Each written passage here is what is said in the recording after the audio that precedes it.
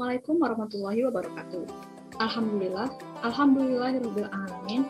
Wassalatu wassalamu ala asrofil ala anbiya'i wal mursalin wa ala alihi wa sahbihi ajmain. Amma ba'du. Teman-teman sekalian, perkenalkan nama saya Hanna Alia Siregar dari kelas A Antropologi, ingin sedikit memberikan ilmu kepada teman-teman sekalian sebagai pembelajaran bagi kita semua. Sebelum itu, marilah kita sebentar menyempatkan diri untuk mengucapkan rasa syukur atas limpahan rahmat yang telah diberikan oleh Allah Subhanahu wa Ta'ala kepada kita semua. Sehingga apapun yang kita lakukan selalu diridhoi oleh Allah Subhanahu wa Ta'ala. Tak lupa juga sholawat beriring salam, marilah kita sampaikan kepada baginda Rasulullah Shallallahu Alaihi Wasallam sehingga kita mendapatkan syafaatnya di yaumul akhir nanti. Amin, amin ya rabbal alamin. Teman-teman yang diridhoi Allah Subhanahu wa Ta'ala, mendengar kata ridho, apa yang kamu pikirkan dalam benak-benak teman sekalian? Perbuatan mana yang disukai oleh Allah? Apakah mencari ridho Allah itu gampang-gampang susah? Ridho sendiri itu artinya adalah rela. Mengejar ridho berarti mencari apa yang membuat Allah rela kepada perbuatan kita, hambanya. Lalu, di mana letak gampang-gampang susah dalam mencari ridho Allah ini? Letaknya adalah ketika berusaha menjauhi segala larangannya dan berusaha untuk melakukan apa yang diperintahkannya.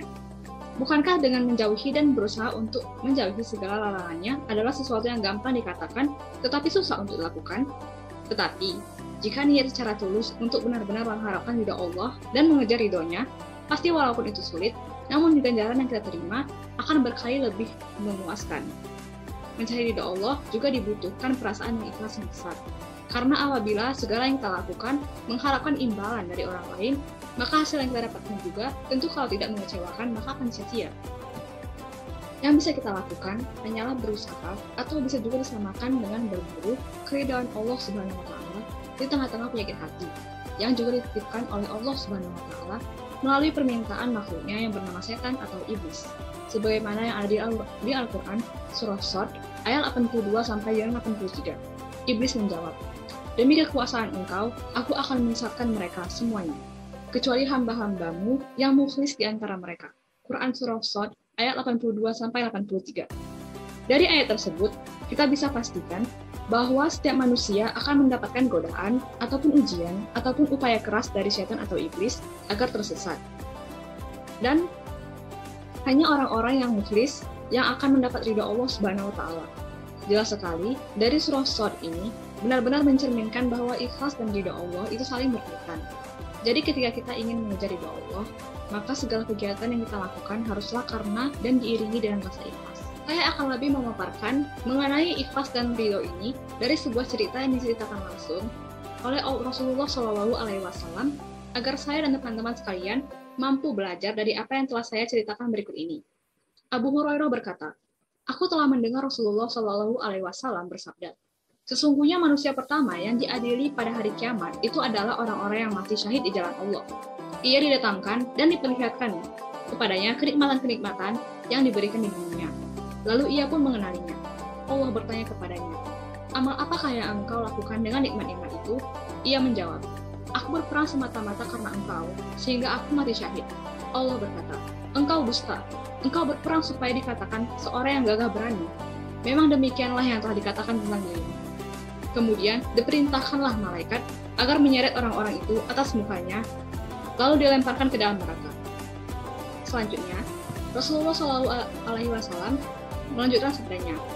Berikutnya orang yang diadili adalah seorang yang menuntut ilmu dan mengajarkannya serta membaca Al-Quran. Ia didatangkan dan diperlihatkan kepadanya kenikmatan-kenikmatannya, maka ia pun mengakuinya.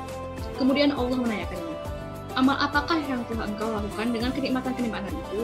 Ia menjawab, aku menuntut ilmu dan mengajarkannya serta aku membaca Al-Quran hanyalah karena engkau. Allah berkata, engkau dusta. Engkau menuntut ilmu agar dikatakan seorang alim yang berilmu, dan engkau membaca Al-Quran supaya dikatakan seorang qori atau pembaca Al-Quran yang baik. Memang begitulah yang telah dikatakan tentang dirimu. Kemudian diperintahkan malaikat agar menyeret atas mukanya dan melemparkannya ke dalam neraka. Rasulullah Shallallahu Alaihi Wasallam menceritakan orang selanjutnya yang pertama kali masuk neraka. Berikutnya, yang diadili adalah orang yang diberikan kelapangan rezeki dan berbagai macam harta benda. Ia didatangkan dan diperlihatkan kepadanya kenikmatan-kenikmatannya. Maka ia pun mengenalinya atau mengakuinya. Allah bertanya, apa yang engkau telah lakukan dengan nikmat-nikmat itu? Ia menjawab, aku tidak pernah meninggalkan sedekah dan infak pada jalan yang engkau cintai, melainkan pasti aku melakukannya semata-mata karena engkau. Allah berkata, engkau dusta, engkau berbuat yang sedemikian itu supaya dikatakan seorang dermawan atau murah hati, dan memang begitulah yang telah dikatakan tentang dirimu. Kemudian diperintahkanlah malaikat agar menyeretnya atas mukanya dan melemparkannya ke dalam neraka. Hadis riwayat Muslim.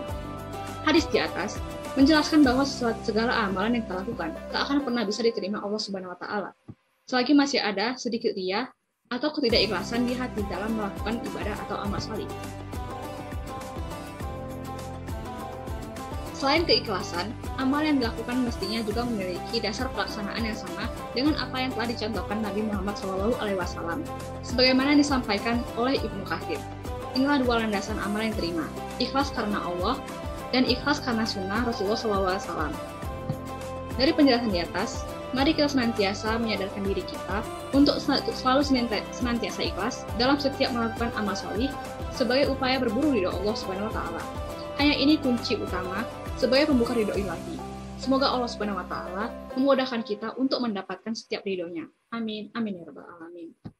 Sekian yang dapat saya sampaikan. Lebih dan kurang saya mohon maaf. Barakallahu li wa lakum fil Qur'anil azim. Wa nafa'ni wa iyyakum bima fihi min ayati wa dzikril hakim. Wa taqabbal minni wa minkum tilawatahu innahu huwas samiul alim.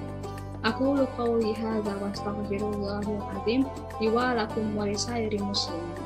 Fastaghfiruhu innahu huwal ghafurur rahim. Assalamualaikum warahmatullahi wabarakatuh.